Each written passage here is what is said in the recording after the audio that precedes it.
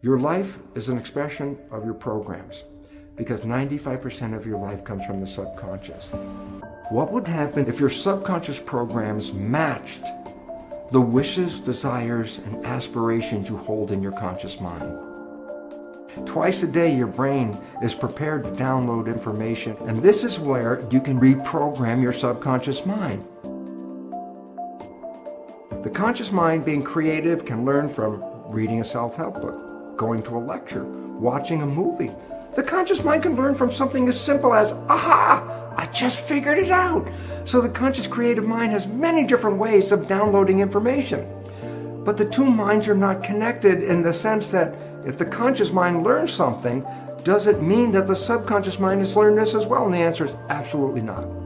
The conscious mind learns through its creative processes, but the subconscious mind learns primarily in two ways. And I say, so what's different? I say, conscious mind, read a book, watch a movie, hear a lecture, it's downloaded, it already knows. Subconscious mind doesn't learn that way. The subconscious mind is a habit mind. Well, there's two ways to get programs into that subconscious mind. Number one was the way we downloaded information into the subconscious mind in the first 6 or 7 years of life, and that is this. The subconscious mind is operating at a vibrational frequency of theta, which is hypnosis. So it says, oh, yes, you can download information straight into the subconscious if your mind is in a state of hypnosis. So that's one way of acquiring a program. I said, well, the first 6 or 7 years, that's brain of a child is predominantly operating in theta hypnosis. But now you're older. Now what do? I go, well, here's an interesting fact. Twice a day, your brain goes through a period of theta vibrational activity. Twice a day, your brain is prepared to download information through hypnosis. I say, well, when does that occur? Well, remember, there are vibrational frequencies that ramp up. When you're sleeping, you're at the lowest vibrational frequency called delta. As you start to wake up, but you're not fully awake, that's twilight reverie. That's where you're just waking up and everything. You're still in a dream world. You're in the real world. You're mixing the two. That's a period called theta. So you go from dead sleep, delta. As you begin to wake, the vibrations start to go up and you're in theta. So there's a period of theta where hypnosis can occur. But as you get more awake, theta gets to a higher vibration. Alpha, that's calm consciousness. You're just waking up. You're doing your routine chores of getting ready to leave the house. And by the time you're getting ready to go to work or at work, your brain ramps from alpha, calm conscious, to beta, which is the active consciousness that we usually engage in the busy world in which we live. Well, then you come back home. Well, you've been operating in beta at work, and guess what? You come home, you start to calm down, your brain slips into the lower vibrational frequency, alpha, calm consciousness, and as you start to get ready to go to bed, guess what? From alpha, it drops down to theta as you start to fall off to go to sleep. And when you finally are in sleep, you go from theta to delta. So that means as you're going to sleep, as you're going from the alert state to the sleep state, you also pass through theta. So twice a day, your brain is engaged in theta. On the way in waking up, going from delta to higher vibrations, you pass through theta. On the way of going to sleep, you go from higher vibrations to delta and again pass through theta. So twice a day, your brain is in a state where it is in a state of hypnosis theta. And this is where you can use subliminal tapes to reprogram your subconscious mind.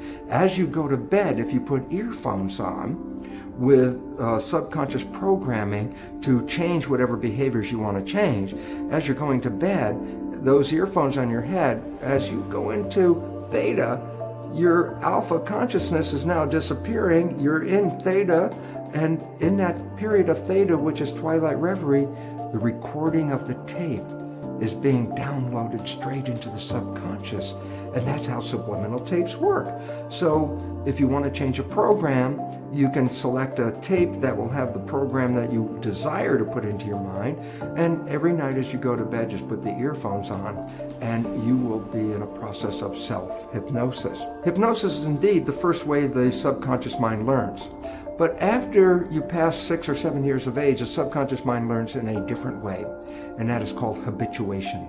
Meaning, if you repeat something and repeat it and repeat it, the subconscious mind will download it and make it a habit.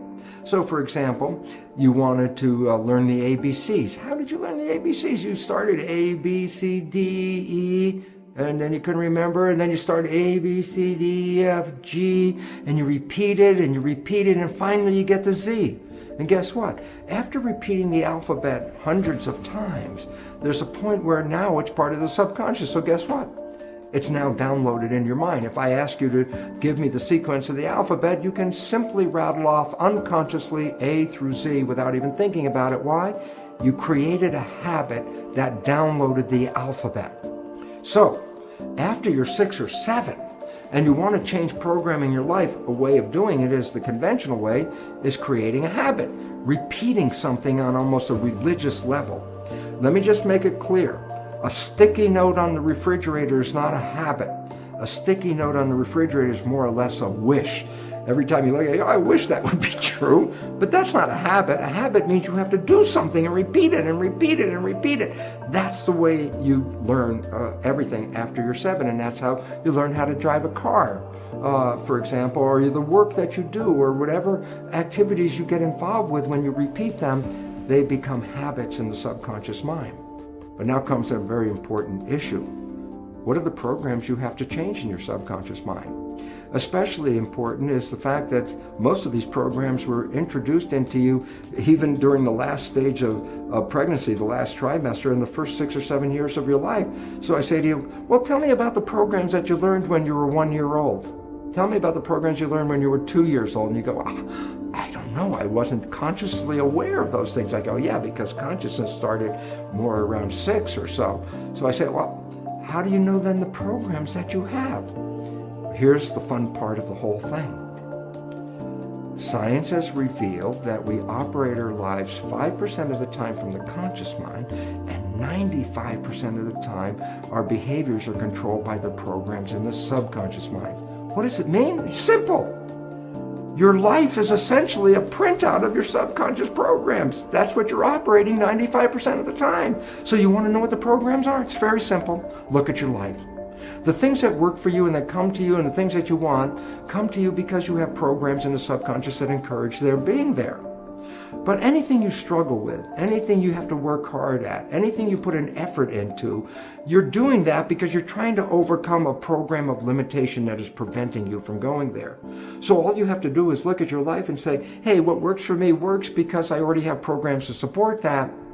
What I'm struggling with in life, I'm having a problem with because I have subconscious programs that do not encourage that behavior. So right away you automatically know, what behaviors do you want to change? They're the ones that you have difficulty with. Okay, how do you change them? Well, you can use self-hypnosis, the subliminal tapes. You could change them by creating new behavioral habits that you repeat every day religiously, changing the old behavior and rewriting it live every time, saying, no, don't do it that way. No, don't do it that way. Talking to yourself and saying, that's not what I want. This is what I want. And you constantly repeat this to yourself. Guess what? Habit will inevitably change that program and put it into the new program. So now we're down to a very fundamental understanding of life. And that fundamental understanding of life is this. Your life is an expression of your programs, because 95% of your life comes from the subconscious. That if you want to change your life, you could do either of two things: stay in the conscious mind, be mindful, or 2, rewrite the programs in your subconscious mind. Think about this. How many of us talk to ourselves and say, oh, come on, Bruce, don't do that. That's such a stupid thing. And I'm talking to myself to try to change a behavior. And it's very frustrating because the more I talk at myself, the less the behavior is changing.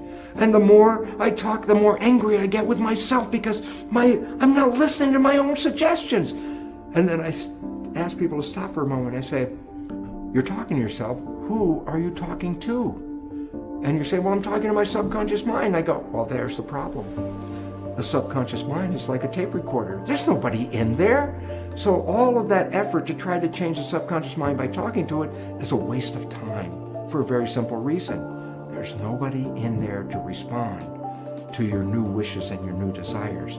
You actually have to engage hypnosis, habituation, What is the consequence of rewriting it? And simple answer is this. What would be the consequence if your subconscious programs matched the wishes, desires, and aspirations you hold in your conscious mind? Thank God we can reprogram the subconscious mind.